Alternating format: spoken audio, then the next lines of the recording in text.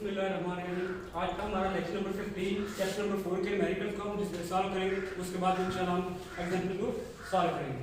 तो सबसे पहले न्यूमेरिकल की स्टेटमेंट को देख लेते हैं। फर्स्ट न्यूमेरिकल है जी, a force of 2000 Newton is exerted on a block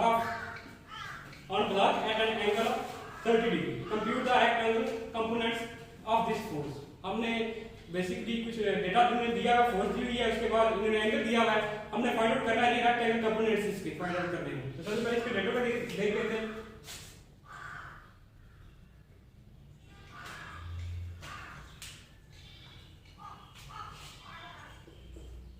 data में सबसे पहले हमारे पास फोर्स दी गई है 2000 न्यूटन, उसके बाद एंगल दिया गया है थीटा इक्वल टू 30 डिग्री। इसको सॉल्व करने के लिए हमने पीछे जो रेक्टेंगुलर कंपोनेंट्स ऑफ हमने रेजोल्यूशन फोर्सेस में हमने डिस्कस किया था, जैसा कि to find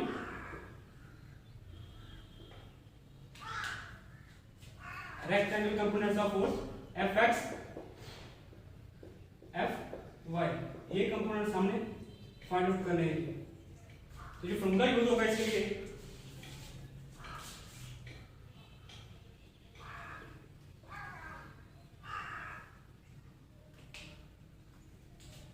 Fx is equal to F cos theta और Fy के लिए is equal to F sin theta. ये वाले दोनों फॉर्मूले यूज करके हम रेक्टेंगुलर कंपोनेंट फाइंड कर सकेंगे कि Fx और Fy। तो इसको सॉल्व करते हैं। सबसे पहले इस सॉल्यूशन में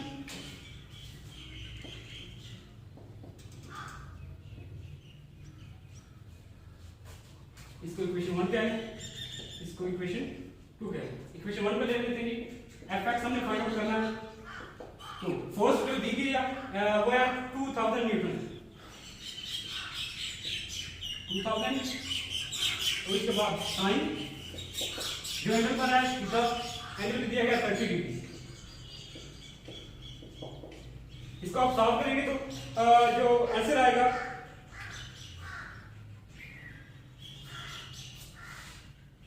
तो यहाँ पे f cos थीटा, यहाँ पे जो fx है इसकी वैल्यू f cos थीटा, यहाँ पे आप f cos थीटा लिखेंगे। अब इसको सॉल्व करेंगे तो जो आंसर हमारे पास आएगा आप सिंपली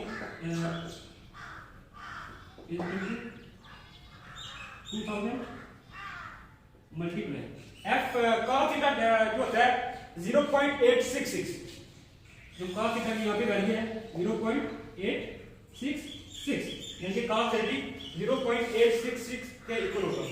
तो इसका जो फाइनल आंसर आएगा fx is equal to calculate करके इसका आंसर आएगा जी 1732 न्यूटन। देखिए एक कंपोनेंट हमने फाइंड आउट यहाँ पे कर लिया है, fx को हमने फाइंड आउट कर लिया। अब हम फाइंड करेंगे fy को। सिंपली fy के इक्वेशन 2 में अपने वैल्यू को पुट करना है, तो हमारे पास fy की वैल्यू आ जाएगी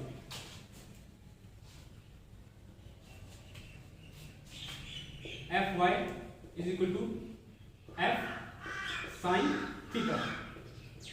Fy is equal to, आप वैल्यू पुट करें, फोर्स जो थी 2000 न्यूटन और साइन जो थीटा हमारे पास था वो 30 डिग्री था, ठीक है। अब इसको सॉल्व करेंगे तो जो आंसर आएगा यहाँ पे sin 30 0.5 के इक्वल होगा, 1 और 2 के इक्वल होता है, sin 30 बेसिकली तो 0.5 के इक्वल होगा मल्टीप्लाई 0.5। अब इसको आपने सॉल्व करना है, ये y कंपोनेंट है,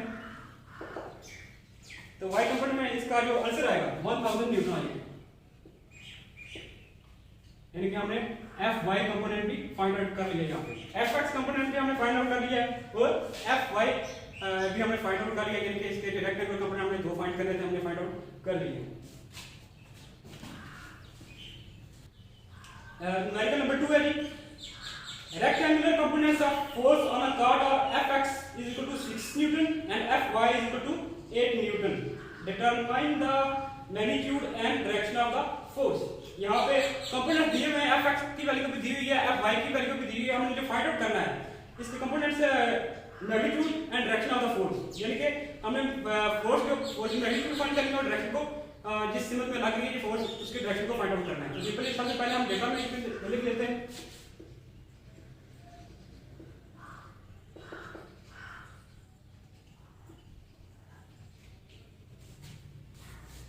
न्यूमेरिकल नंबर 2 है,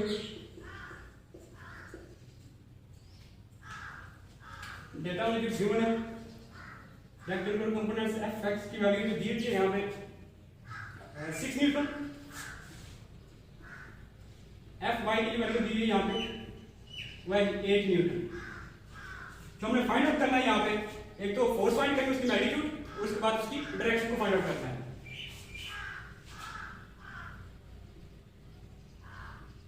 To find यानी कि फोर्स और डायरेक्शन यानी कि एंगल थीटा फाइंड करना है, यहाँ पे डायरेक्शन फाइंड करनी। तो जो फॉर्मूला यहाँ पे यूज होगा, हमने रेजोनेशन ऑफ वेक्टर में उसकी मैग्नीट्यूड को फाइंड करते हुए फॉर्मूला पढ़ा था कि F is equal to f x का स्केल प्लस एफ वाई का स्केल होल का अंडर रूट। यह फॉर्मूला हमने पढ़ा था, ये डिस्कस किया था कि रेजोनेशन ऑफ वेक्टर में। अब इस फॉर्मूले में सिंपली हमें वैल्यूज को पुट करना है। Can you putting the values,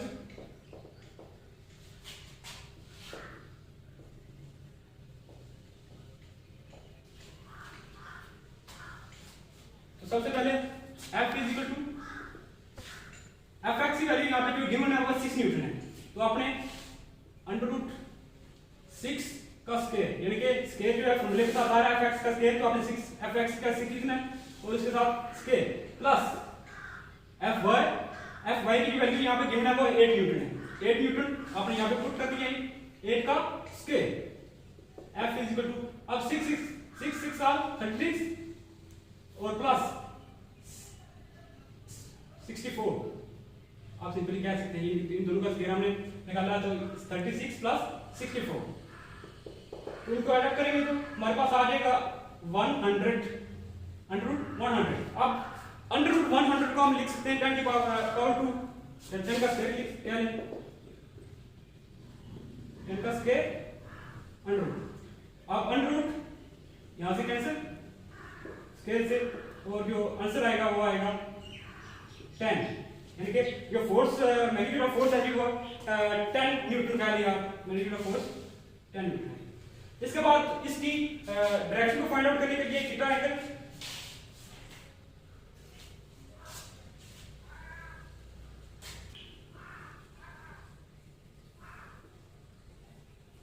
again resolution of forces में हमने पढ़ा था,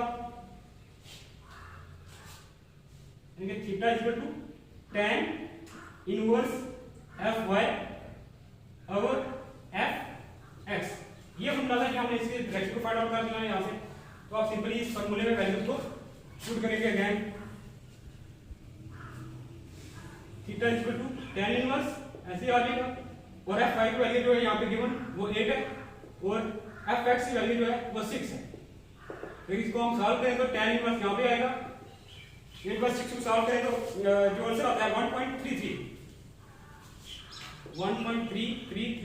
ये आंसर आएगा। तो इसको आपने tan इनवर्स को रखे, अगर इसका tan इनवर्स फाइंड करना है तो जो आंसर आएगा 53 डिग्री आएगा, 53 डिग्री। ये था जी हमारा आंसर। ये कि हमने पहले फाइंड आउट किया इसकी मैग्नीट्यूड जो फोर्स की, उसके बाद हमने डायरेक्शन फाइंड आउट कर दिया यहाँ पे, और जो एंगल यहाँ पे बना रही है।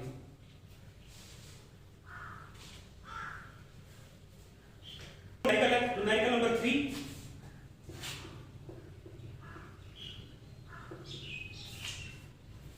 न्यूमेरिकल 3 में जो स्टेटमेंट है इसकी वो कह रहा है कि in order to tighten a nut with a spanner a torque of 1000 Newton meter is required, the length of spanner is 0.15 meter, how much force is needed to produce the required amount of torque। वो कहता है इसमें value दी हुई है torque की भी और उसके बाद इसका जो मूवमेंट आर्म है वो भी दिया हुआ। वो कहता है कितनी फोर्स हमने इसको प्रोवाइड करनी है जो नेट टॉर्क हमें यहाँ पे प्रोड्यूस हो रहा है उसके लिए।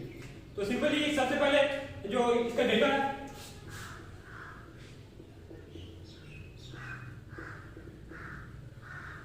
गिवन डेटा, उसमें जो टॉर्क दिया है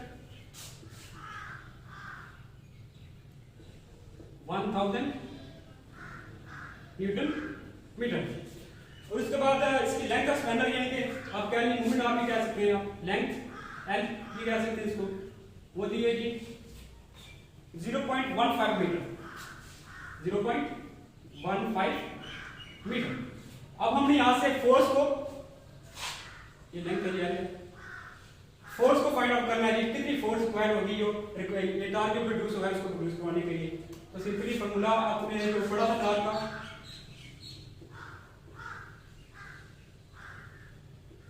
देखिए फॉर्मूले में हमने पढ़ा था torque equal to r plus f. अब आर की मूवमेंट आर्म है, यहाँ पे आप एल रख लेंगे इसको, एल मल्टीप्लाई एफ। तो यहाँ से हमें फोर्स को फाइंड आउट करना है, ये चीज फोर्स को हमने फाइंड आउट करना है, इसको आप रीअरेंज कर लें, एफ को यहाँ पे रहने दें और जो एल है यहाँ पे दूसरी साइड पे जाके डिवाइड हो जाएगा क्योंकि यहाँ पे इसके साथ मल्टीप्लाई हो रहा है। तो ये वाला फॉर्मूला जो इसमें आपने वैल्यू को पुट करना है।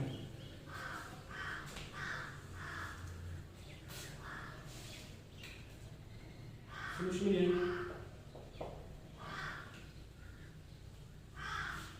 F is equal to torque यहाँ पे प्रोड्यूस हो रहा है 1000 न्यूटन मीटर और यहाँ पे जो मूवमेंट आना है L है 0.15। इसको सॉल्व करें आप तो जो इसका आंसर आएगा कि फोर्स जो रिक्वायर होगी प्रोड्यूस करने के लिए बस 7 न्यूटन, यानी कि इतनी फोर्स रिक्वायर होगी हमें इस जो टॉर्क यहाँ पे प्रोड्यूस हुआ है उसको प्रोड्यूस करवाने के लिए इतनी फोर्स हमें लगानी पड़ेगी या रिक्वायर होगी। अब यहाँ पे जो न्यूमेरिकल नंबर 4 है, यहाँ पे फिगर दी हुई है और उससे हमें फिगर को मद्देनजर रखते हुए हमने इसको फाइंड आउट करना है। 04 वो कहता है कि a meter rod has length of 100 centimetre, यानी कि एक मीटर रॉड है उसकी जो लेंथ है वो 100 सेंटीमीटर है जी। सिंपली आप यहाँ पे मीटर रॉड को बना लेंगे, 100 सेंटीमीटर इसकी लेंथ। उसके बाद कहता है जी it is placed on fulcrum as shown in figure, no mass of 99 kg is suspended at left side, यानी कि वो कहता है कि फुलक्रम पे इसको हमने सस्पेंड कराया हुआ है जी, यहाँ पे ये इसको सस्पेंड करवाया हुआ है। जो मास m1 है यहाँ पे जो अटैच है वो कहता है कि जो मास m1 है वो 99 kg है। अब उसके बाद वो कहते हैं कि no mass of 99 kg is suspended at left side, left end position of L1 and L2 are 25 centimetre and 75 centimetre respectively. अब जो पोजीशन कह रहा है यहाँ से जो मूवमेंट आर्म है यहाँ से लेके यहाँ तक, वो कहता है ये 25 सेंटीमीटर है। इसका जो फासला यहाँ फुलक्रम से यहाँ तक ये मूवमेंट आर्म है, आर कह रहे हैं इसको, वो उसका लेंथ है वो है 25 सेंटीमीटर। उसके बाद कहते हैं ये सेकंड मास है m2, वो हमने यहाँ पे सस्पेंड करवाया हुआ है जी, और इसका जो मूवमेंट आर्म है वो है 75 सेंटीमीटर। जो मास m1 है वो हमें दिया गया है। अब वो कहते हैं कि what is the mass suspended at the other end to keep the whole system in equilibrium, यानी कि हमने इस फुलक्रम पे हमने तवाज़ुन को बरकरार रखना है। तो कितना मास होगा जो m2 वो यहाँ पे सस्पेंड करवाया होगा, ये क्या हम m2 हमने यहाँ पे फाइंड आउट करना है। जैसा कि हमारे क्वेश्चन सबसे पहले उसने एक मीटर रॉड दिया है, उसके साथ दो मास सस्पेंड किए हुए हैं। वो कहता है कि एक मास जो है उसका जो मूवमेंट आर्म है वो 25 सेंटीमीटर और दूसरे की जो है 75 सेंटीमीटर। लेकिन यहाँ पे जो दिया गया मास हमें जो 99 kg जो m1 की वैल्यू दी गई है, हमने फाइंड आउट करना है कि m2 यानी कि कितनी वैल्यू होगी m2 की, कितना मास होगा m2 का। तो ये इक्विलिब्रियम में रहेगा, जिनका अपना तवाज़ुन यहाँ पे फुलक्रम पे बरकरार रखेगा जी। सबसे पहले इसके डेटा को देख लेते हैं जी, गिवन डेटा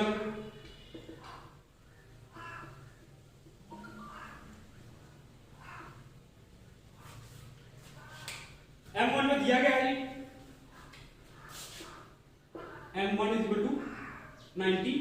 9 kg। और उसके बाद वैल्यू दी गई है L1 कह लें इसको, और इसको L2 कह लें। L1 की वैल्यू जो है वो है इक्वल टू 25 सेंटीमीटर। अगर हम इसको मीटर में कन्वर्ट कर सकें तो मीटर में कन्वर्ट करेंगे तो हमारे पास आ जाएगा सिंपली सेंटीमीटर 25 और 100 कह लें इक्वल टू 0.25। और उसके बाद जो सेकंड जो L2 की वैल्यू दी गई है यहाँ पे L2 is equal to 75 centimetre 25 over 75 over 100 क्या है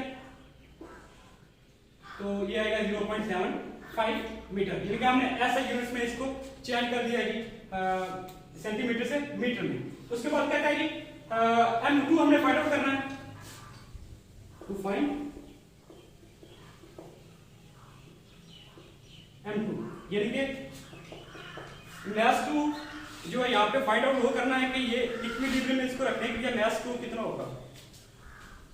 तो सिंपली जो ग्रेविटेशनल एक्सेलरेशन है यहाँ पे वो भी यूज होगा क्योंकि यहाँ पे मैथ है तो हमने इसको वेट में कन्वर्ट करना है। तो ग्रेविटेशनल एक्सेलरेशन की वैल्यू क्या है 9.8 और आप सिंपली 10 भी कह सकते हैं 10 मीटर पर सेकंड स्क्वायर। तो ये फार्मूला यहाँ पे यूज होगा।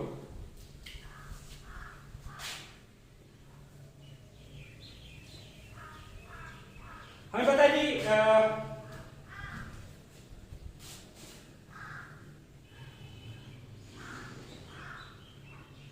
क्लॉकवाइज मूवमेंट क्या लें आप is equal to anti clockwise movement. Clockwise movement is equal to anti clockwise movement. तो सिंपली यानी कि W2 multiply L2 is equal to W1 multiply L1। यानी कि फोर्स जो लगेंगे आपने सिंपली जो फॉर्मूला था टॉर्क इक्वल टू होता है F क्रॉस L कह लें या आप कह सकते हैं F क्रॉस R। ये भी रेडियस है यानी कि ये लेंथ है जी और ये भी लेंथ है। तो फोर्स जो है जो ग्रेविटी फोर्स नीचे लग रही है वो है W। हम इसको कंसीडर करेंगे W ठीक है जी।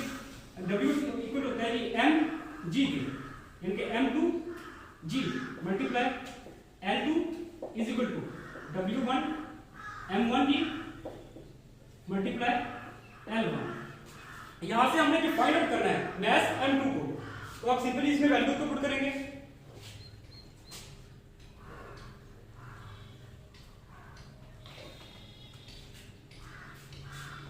इस इक्वेशन में जब वैल्यू को पुट करेंगे कि m2 की वैल्यू यहां पे हमने फाइंड आउट करनी है। g हमारे पास है 10 मीटर पर सेकंड स्क्वायर मल्टीप्लाई h2 की वैल्यू यहां पे है 0.75 इज इक्वल टू m1 की वैल्यू जो है वो यहाँ पे दी गई है 99 kg मल्टीप्लाई इनके ग्रेविटेशनल एक्सेलरेशन की जो वैल्यू होगी वो 10 होगी 10 मीटर पर सेकंड के मल्टीप्लाई n1 की जो वैल्यू दी गई है वो 0.25। मैंने वैल्यू को यहाँ पे पुट कर दिया। आप इसको सॉल्व करना है हमने।